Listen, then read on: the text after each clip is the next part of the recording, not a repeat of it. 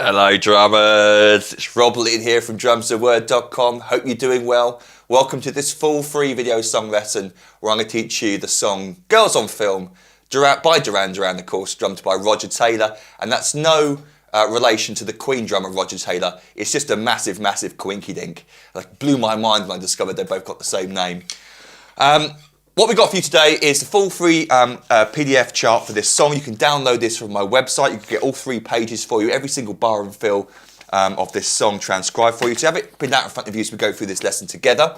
And then you might also want to consider going over to my Facebook page. That's the best place to make song suggestions. This month of December, I'm giving away a load of free goodies, festive goodies, including this lesson today. And so if you want to make your own song suggestions, then go over there. You'll see a post with a picture of a speech bubble saying what songs you'd like me to teach. Please post underneath that post so other people get to vote on them, and then the most popular songs get chosen for future lessons. And if I haven't got time, I might go into January as well with a few more freebies as well. So let's get started. The tempo is 132 BPM, and I've written here at the top, note, Roger overdubbed a load of electronic drums and timbale drums over the top of his studio part. That's badly written. I'll make sure that's corrected by the time you see it. This is how I would play it live. So what I mean by that is Roger's laying down grooves and fills throughout the song, but then over the top he's gone back into the studio and played some timbale stuff. There's a lot of timbale being played on the drum. And timbale basically sounds like a snare drum with the snare turned off, a high-pitched Tommy kind of sound. There's a drum solo where he's playing on the timbale, which of course you've only got 2 sets of hands. So when I was transcribing this, I had to decide what was more important, the groove or the extra stuff over the top, and quite obviously the groove is more important. So we'll talk about when those sections occur, but just be aware of that you probably are going to hear more sounds on the recording than I'm playing because they were overdubbed in the studio afterwards. So we kick off straight away with the drums with Roger coming in, and this is a tricky song to play if you're not used to playing double-handed 16th notes, especially with the open hi-hat stuff and the pushes on the bass drum. Basically Roger is playing this 1E and a 2E and a 3E and a 4E and a... Now you have to excuse the fact that my kit is round the wrong way. Well, compared to your normal kit, your right-handed kit, you'll be playing like this. I play like this. And whenever I play double-handed hi-hat patterns, I'm always really nervous about hitting my finger. So you'll see me do like this exaggerated, get my hand out the way kind of thing. It's one of the disadvantages of this setup. Anyway, we're playing double-handed 16th notes, snare drum on 2 and 4, 1E and a 2E and a 3E and a 4E and a 1E and a 2E and a 3E and a 4E and a 1. Right, left, right, left, right, left, right, left. And for the first bar, for most of the song in the verses, Roger's playing this bass drum pattern. We'll leave out the open hi-hat for a second. We're playing 1E and a 2E and a 3E and a 4E and it just loops. 1E and a 2E and a 3E and a 4E and a 1E and a 2E and a 3E, 4E and a 1. The hardest part probably is putting that bass drum on the of beat 1, pushing just before the snare drum on 2. That comes down with the left hand, by the way. So 1E and your left hand is going to play with that bass drum note. The other bass drum notes will all play when the right hand is struck. 1E and a 2E and a 3E and a 4E and a 1. 1E and a 2E and a 3E and a 4E and a 1, a 2 and 3, 4 and 1, a 2 and 3, 4 and 1, a 2 and 3.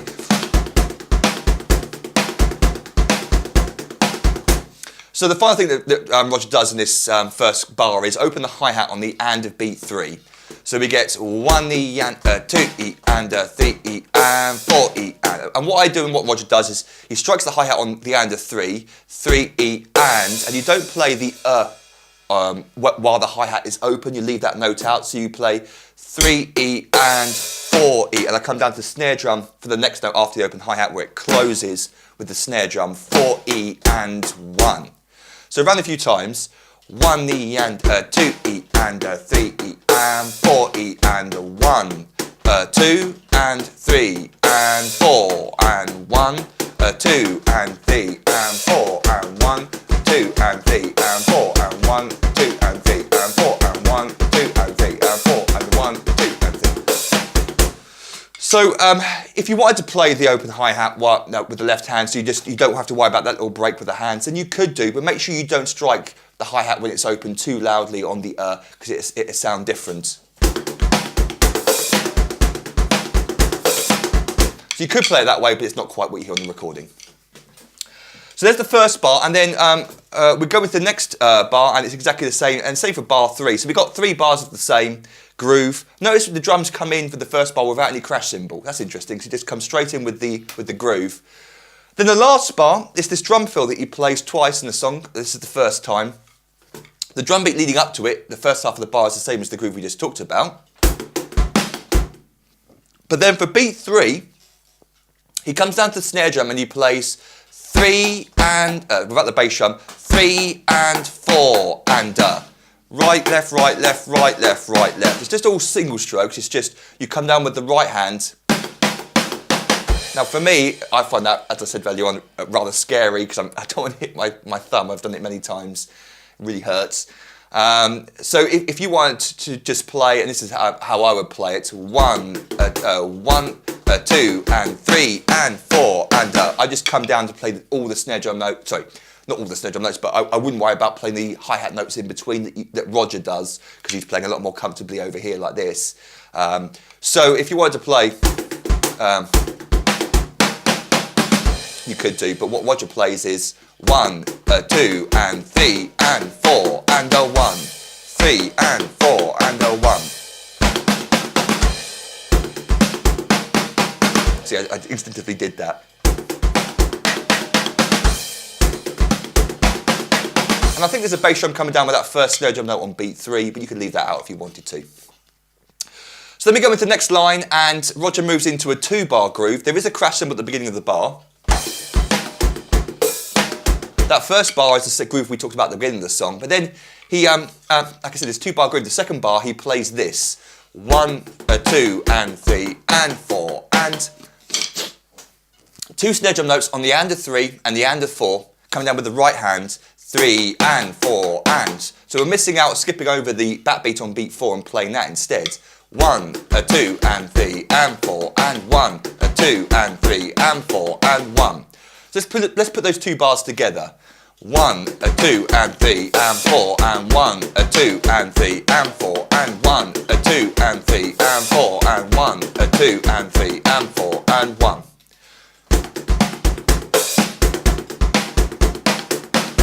And as I mentioned at the beginning of the lesson, those snare drum notes, the and of 3 and the and of 4, later in the song he overdubs Timbale over the top of it, so you kind of hear. Imagine that's the Timbale, but of course he's not doing that because he's keeping the hi-hat consistent, keeping the hi-hat going. But that's an overdubbed effect that I don't think it happens right at the beginning of the song, but later in the song you do hear with those snare drums, the and of 3 and the and of 4, he's overdubbed the Timbale over the effect over the top. So then those 2 bars get repeated again, and then we go into verse 1.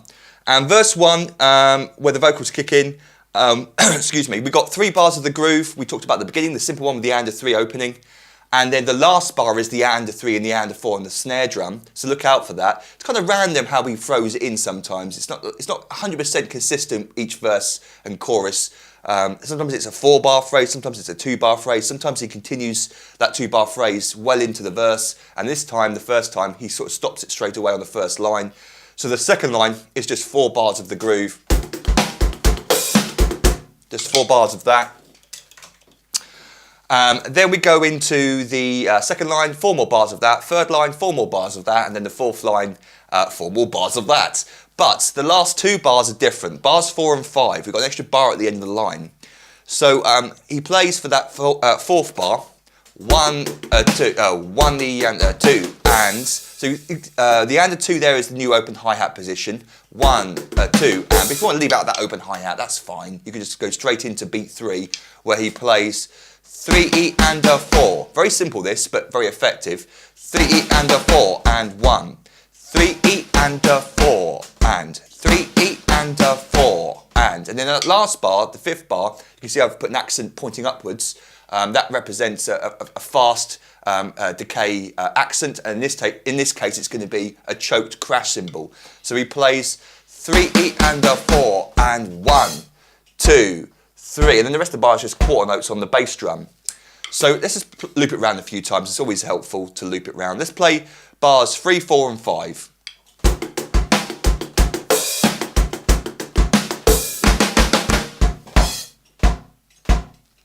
And they get a bit faster. I missed out the bass drum. I'll do that again for you.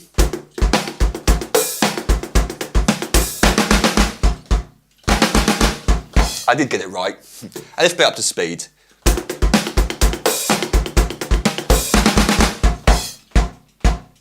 Da, da, da. We're going to go to the next section. Next. Now, chorus 1. So, chorus 1 is a lot simpler compared to the other the choruses. It gives you your double-handed a chance to relax a little bit. We're just playing eighth notes now, just simple right-handed eighth notes.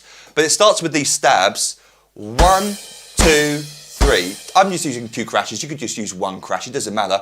1, 2, 3. The bass drum's playing 1, 2, 3, 4, 1 for these choruses. 1, 2, 3. And that snare drum comes down on beat 2 there.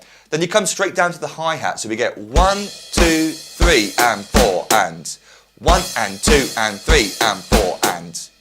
The next bar is just very simple really. It's just 4 on the floor, snare drum on 2 and 4, 1 and 2 and 3 and 4 and. But he has these distinctive hi-hat, open hi-hat notes to go with the vocals, the melody. And it's a 2-bar pattern again he plays. So bar 2 and 3 are kind of linked together.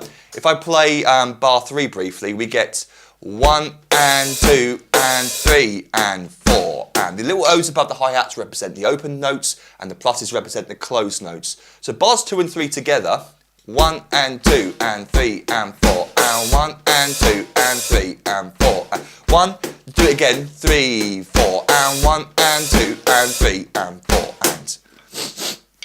Excuse me. So I should have blown my nose before starting this lesson. Disgusting. So the first line, we get this. 1, 2, 3 and 4 and 1 and 2 and 3 and 4 and 1 and 2 and 3 and 4 and 1 and 2, 3 and 4 and next line 2 and 3 and 4 and 1 and again 3 and 4 and 1 and 2 and 3 and 4 and then the last 2 lines of the chorus, last 2 bars, sorry. We get a little shortened bar of 2/4. That simply means they're just 2 beats in the bar rather than the normal 4. So it's just half length bar. We get 1 and 2 and a 3. 1 and 2 and a 3. Into a crash. Where for the last bar, Roger plays 1, 2, 3 and a 4. And he plays and on the bass drum. 1, 2, 3 and a 4. If you can't play those bass drum notes fast enough, 3 and a 4, 3 and a 4, then you could represent him on the tom instead. You could play something like 1, 2, 3 and a 4. And you haven't got time to play the flam on 4, but you could represent that, or perhaps with the right hand on the floor tom, 1, 2, 3 and a 4. You could do something like that, but what Roger does is 1, 2, 3 and a 4. Nice little bass drum control. It sounds really good as well, I think, going into a flam on beat 4. So let's just do chorus 1 briefly, and then we'll move to the next page. 1, 2, 3 and 4 and 1 and 2 and 3 and 4 and 1 and 2 and 3. I'm hearing this song in my head. 1 and 4 and 1 and 2 and 3 and 4 and 1 and 2 and 3 and 4 and 1 and 2 and 3 and 4 and 1 and 2 and a 3. And I counted it wrong. 1 and 2 and a 1. You should be counting for that little bar of 2. 1 and 2 and a 1, 2, 3 and a 4. We could count it as a bar of 6. You could go 1, 2 and a 1. 1, 2 and a 3, 4, 5 and a 6. But I've written it as a bar of 2, 4 and a bar of 4, 4. Doesn't matter how you combine it. Or how you count it. So then we go into the next page, bridge 1. It's really the same as the verses, it's just without vocals. And we're back to our 2-bar phrase.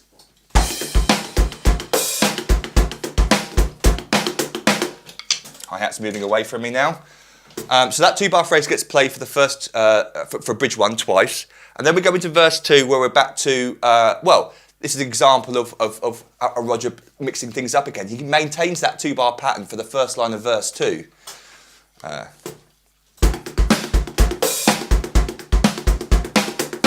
So he plays that 2-bar phrase twice. Then line 2, you get a crash cymbal at the beginning of the bar. And I think that's because of an overdubbed timbale effect you're hearing at the end of the first line of verse 2, where he's playing some sort of quarter note triplets. And you hear this crash, which is part of the overdubbed part, but you can replicate it on the kit, so I thought it'd be nice if you want to play it note for note. If you're playing it with your band, I probably wouldn't put a crash cymbal there, because it's not emphasising any new part of the song or any new section. It's just the only time you get a crash cymbal is because of that overdubbed timbale. You need to obviously play the overdubbed crash as well, I think. So yeah, there's a crash cymbal on beat 1. And then we go just back to our 1 bar pattern. Line 3 is exactly the same, and line 4 exactly the same again, even the ending's the same. So we get that 1E and a 2 and 3 and a 4 and 1. 1, a 2 and 3 and a 4 and 1, 2, 3, 4. Going into chorus 2. Now chorus 2 is the same as chorus 1, except for the first bar we get 1, 2, 3 and 4. And I heard Roger play a little open hi-hat there on the and a beat 3. It doesn't matter, you can come in on beat 4 with the hi-hat. You don't have to rush the hi-hat for the and a 3 if you did want to. But I hear Roger pick it up with an open hi-hat. 1, 2, 3 and 4 and 1 and 2 and 3 and 4 and 1 and 2 and 3. And it continues that 2 bar pattern we talked about in chorus 1. The next line is shorter though. Notice we've got the bar of 2, 4 at the very end of bar 4 of line 2. 1 and 2 and a 1. Going into the instrumental solo. So just be aware that chorus is slightly shorter than, we don't get the, what did we have the chorus 1, sorry. We don't get the 1, 2, 3 and the 4. It's just 1, 2 and a 1. And then we go into this instrumental solo. So Roger keeps it really simple because this is a big overdub section. This is where Roger's going nuts on the timbale. If you want to know what he's playing, it's just single strokes with accents.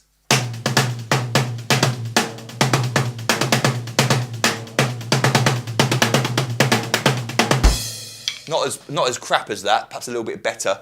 But he's sort of playing that kind of thing on the timbale, and it's just single strokes. So if you want to replicate that, if you're with your band, you want to make this like the drum solo section, then you can do that. But what Roger is playing in the studio underneath this is this groove. Very simple, quarter notes on the bass drum. 1, 2, 3. So we simplified it all down, the kit part, so that the timbale can stand out and be the centre of attention. 1E and a 2E and a 3E and a 4E and a 1. But what we've got to look out for, if you want to play it note for note, is these occasional open hi-hats that Roger puts in. So bar 2 you can hear he opened the hi-hat on the and of 1. 1E and 2E and a 3E and a 4E and a. Bar 4, he does it again, 1E and 2E and a, but then on the and of 3 and the and of 4. 3E and 4E ands. So you've got these open hi-hats occurring. If you want to leave them out, absolutely fine. Bar 2 of line 2, we get 3 in a row. 1E and a 2E and 3E and 4E ands. And then the last 2 bars, well, bar 3, groove. Bar 4, we get this. 1E and a 2E and a 3E and 4 and a 1. 4E and a 1. 4E and a 1. It's very hard to hear on the recording because the timbale is so loud at this point. But that's what Roger's playing. He comes up with a little drum fill. The and a 1, so 1E and a 2E and a 3, 1E and a 2E and a 3 and 4, 4E and a 1, 1E and a 2E and a 3 and 4 and a 1. There we go. So if you just wanted to play 1E and a 2E and a 3 and 4 and a 1, and just not worry about the E on the E of 4, if you want to leave out that note, that's fine. But Roger doesn't. He maintains it again because of this setup where you're not worried about hitting your own hands. So then we go on to page 3, our last page. Instrumental solo continued, I've called it. I think it's the synth keyboard solo now, but Roger maintains that simple bass drum pattern. 1, 2, 3, 4, 1, 2, 3. But to spice things up a bit, he adds in some extra snare drum notes. So bar 2 is kind of cool. We get this extra snare drum note on the E of 3. Our left hand just comes down to the snare drum for that one note. 1E and a 2E and a 3E and a 4E and a 1E and a 2E and a 3E and a 4. It's very low in the mix, but you can hear it if you listen out for it. So he plays that once in bar 2 there. Bar 3 he goes back to a basic groove with the open hi-hat on the and of 1. And then bar 4 there has the 1E and a 2E and a 3E and a 4E and a 1 again. So line 1 is 1, 2, 3, 4, 1, 2, 3 and 4, 1 and 2 and 3, 4, 1, 2, 3 and 4, 1. Next line, it's kind of similar. Bar 1, open hi-hat on the and of 1, look out for it if you want to. And then bar 2 is very different, and this is probably the hardest bar for me to decide about on the recording, is because what I've written here with the snare drum notes are really sort of being played by the timbale, but you can replicate it, so I thought it'd be cool to include it. So the overall rhythm, what I'm hearing, in combination everything put together, is this. 1E and a 2E, 1E and a 2E and a 3 and 4. 1, 2, 2, a 3 and 4, and I'm so nervous about my hands. 1E and a 2E and 1E and a 2E and a 3 and 4, 1E and a 2E and a 3 and 4, 1E and a 2E and a 3 and 4 and a 1. So that's a cool rhythm there. Bars 1 and 2, 1E and 2E and a 3 and a 4E and a 1 and 2, a 3 and 4 and a 1. And then bar 3, open hi-hat on the end of 1. Bar 4 has that intro drum fill we had at the beginning, but this time I think he plays it with bass drums on 3 and 4 and. You can hear like it's a heavier version of that drum fill. So I think he's putting the bass drum underneath it. 1E and a 2E and a 3 and 4 and a 1. 3 and 4 and a 1. 3 and 4 and a 1. 1E and a, where are we? 1E and a 2E and 3 and 4 and a 1. So that's kind of cool. He just plays the, just to give those notes a bit more power. Verse 3, and we're back to our standard verse grooves. The 2-bar pattern this time.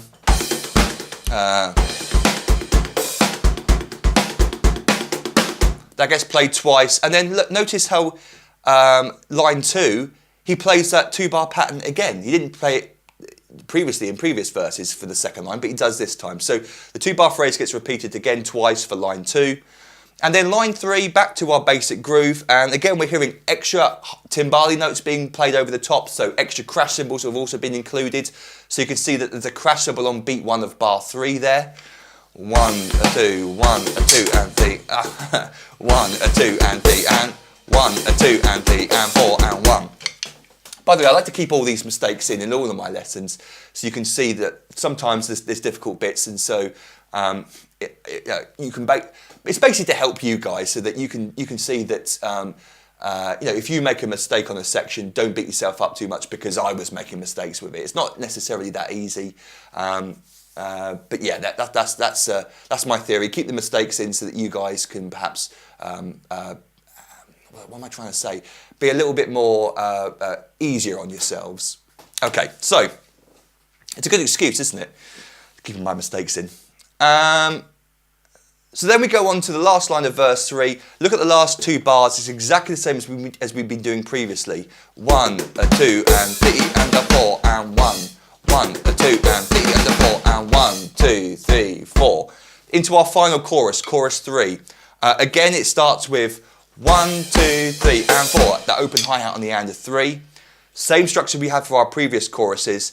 And if you look at the last line, I've written note fade out. So the song starts to fade out now, and it's the same structure all the way to the end of the recording. So nothing new to talk about there. It just, those 2 bars are repeated all the way to the end of the song. So there you go. Hope that was enjoyable. Hope I didn't mess up too many sections there for you. If you've got any questions though, feel free to email me, robertdrumstheword.com, and I'll be happy to help. Don't forget to download the free PDF that came with this lesson. All 3 pages are available through the website for free. Go over to my Facebook page if you want to make your song suggestions, especially for this month of December. And then you might want to consider signing up to become an online member at my website, drumstheword.com.